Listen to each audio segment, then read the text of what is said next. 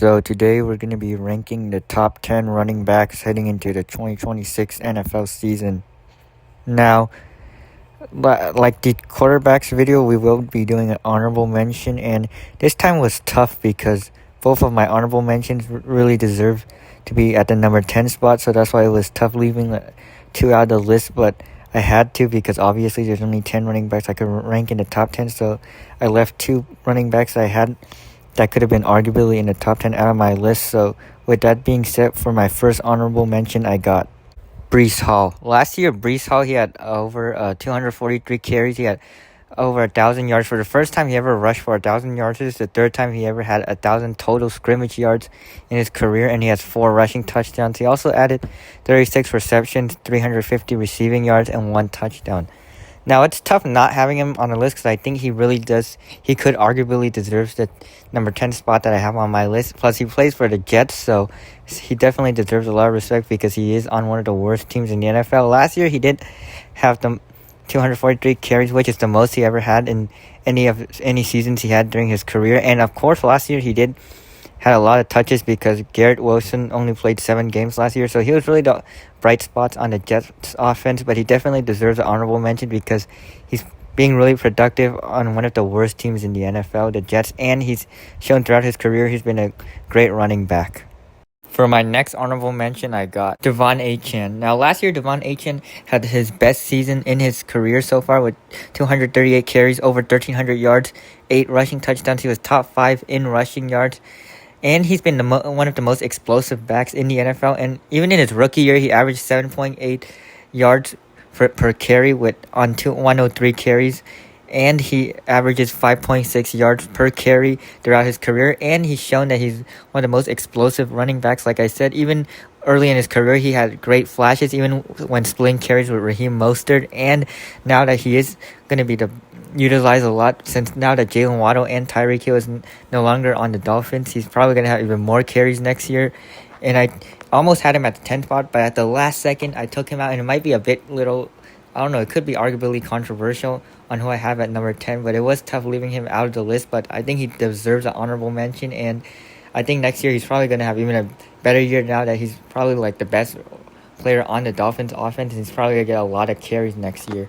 So those are the only honorable mentions I have on this list, so we're heading to my top 10, so with my number 10, I got Kyren Williams. Last year, Kyren Williams had just under 260 carries. He had over 1,200 rushing yards, 10 rushing touchdowns, and he's been consistent since he was the full-time starter in 2023 with 3 straight 1,000 rushing yard seasons and 3 straight double-digit rushing touchdown seasons, which is why I had him at number 10 over De'Von Achane, and it was tough. But at the same time, Kyren Williams doesn't get talked a lot because the Rams have so many weapons. Like in the past, they had Cooper Kupp and then now they have Puka Nacua and Devontae Adams. So that's why I think Kyren Williams does deserve to be at the 10th spot because of how a lot of the weapons the Rams have, and he's still able to be productive and have 3 straight 1,000-yard seasons, and he's able to put up 3 straight double-digit rushing touchdowns. So for my number 9, I got Kenneth Walker. Now this is the best we've seen of Kenneth Walker because last year, he had 221 carries, over 1,000 yards, 5 touchdowns, and he also was the Super Bowl MVP. And he doesn't get talked about a lot, and the only time he gets talked about is his Super Bowl MVP. But I think he's also an underrated running back, and I think he's definitely an upgrade for the Chiefs in their run game this season. And this is the best we've seen of him since his rookie year. But he has been a decent running back. Even in his second year, he only missed 1,000 yards by 95 yards because he missed games. And in his third year, he had a down year due to injury. Plus, at the same time, he split carries with Zach Charbonnet when he was in Seattle. And this year with the Chiefs, I think he's going to have a great year. And I think he's definitely what the Chiefs were missing last year in the run game. So for my number 8, Jacobs. Now, Josh Jacobs last year did not have his best season.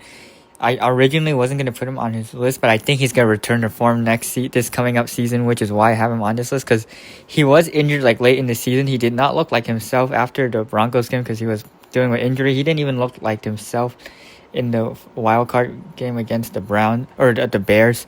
Last year, he played 15 games. He had 234 carries, only 929 rushing yards, but he also added 13 rushing touchdowns, so he's able to do this while playing through injury. It's pretty good. He also added 36 receptions, 282 receiving yards, and a touchdown.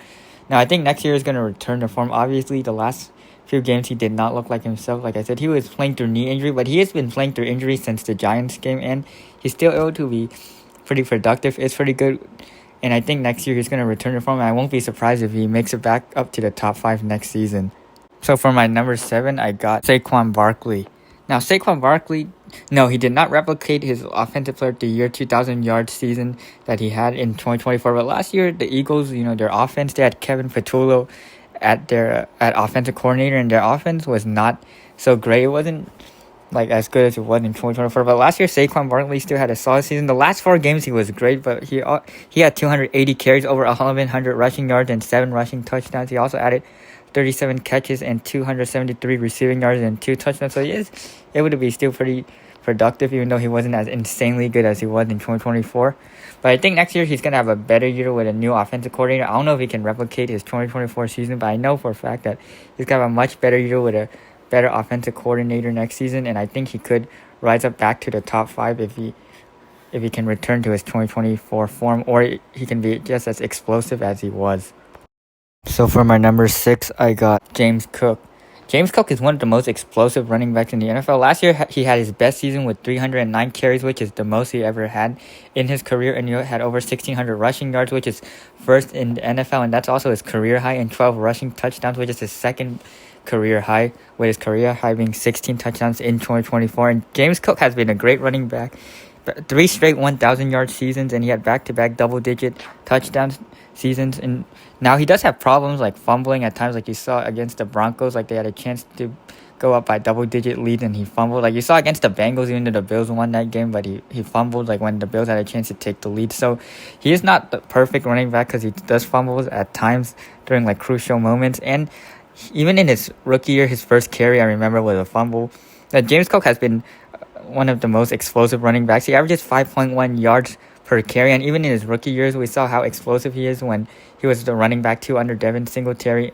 Whenever we saw like him get touches, he was great, and I think next year James Cook is going to get into the top 5 if he continues to play like this. Now we're heading into the top 5, and with my number 5, I got Jonathan Taylor. Last year, Jonathan Taylor had 323 carries, over 1,500 yards rushing, 18 rushing touchdowns, which is first for all rushing touchdowns in the NFL. Now, last year he did had a great start to the season, and then at the end of the season, during the Colts' late season collapse, he did have like a little bit of a slump. So I originally had him like below James Cook, but since he's in the league longer and he's a bit more consistent, I think he does deserve to be in the top 5. So for my number 4, I got Jahmyr Gibbs. Last year, Jahmyr Gibbs had 243 carries, over 1,200 yards rushing, 13 rushing touchdowns. He also had career highs in receptions with 77 receptions and 616 yards, which is also a career high, and 5 receiving touchdowns, which is also another career high.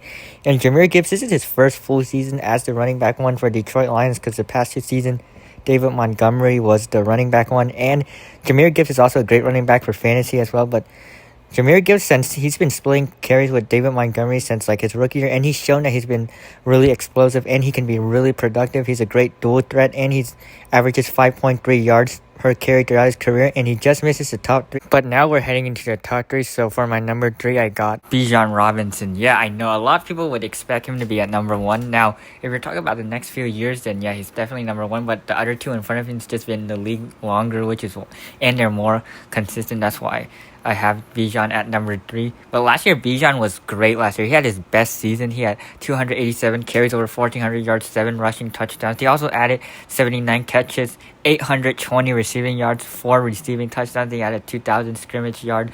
And he was just great last year.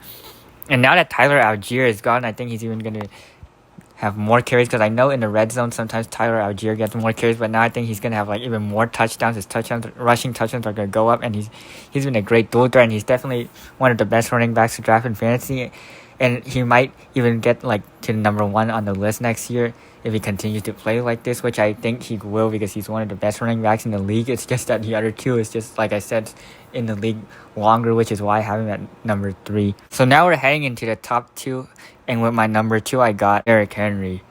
Yes, Derrick Henry is 32 years old, and a lot of people thought he might be washed, he might have a down year, but he did not. He had 307 carries, nearly 1,600 rushing yards, 16 rushing touchdowns, second in rushing yards, second in rushing touchdowns.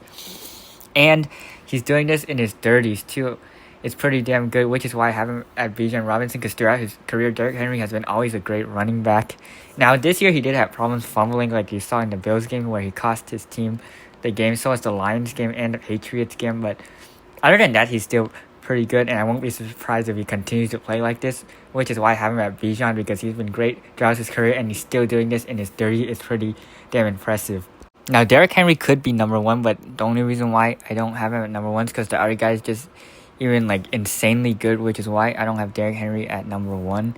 And with my number one, I know you're all gonna say I'm biased, but I got Christian McCaffrey. Yes, you're all gonna say I'm biased, but he had 311 carries, over 1,200 rushing yards, 10 rushing touchdowns, and I know he averaged 3.9 yards per carry, but at the same time, the O-line was not great for the 49ers, and he was basically their entire offense, because you got guys like Jawan Jennings who missed games, Ricky Pearsall missed games, George Kittle missed games, even Brock Purdy missed some games, and Christian McCaffrey was carrying the 49ers most of the time last year. He also even had 102 receptions, 924 receiving yards, 7 receiving touchdowns, and he has his third 2,000 scrimmage yard season in his career. And he's just been a great dual threat, and when he's on the field, because I know there are seasons where he's injury prone, but when he's on the field, he's the best running back in the league, and when he's healthy, he's always the best running back in the league, and he's one of the greatest dual threat running backs of all time. Almost every season, he has at least 1,000 scrimmage yards. The only time he doesn't have 1,000 scrimmage yards is in 2020, where he only played 3 games, 2021, where he only played 7 games, in 2024 where he played 4 games. But in those seasons, during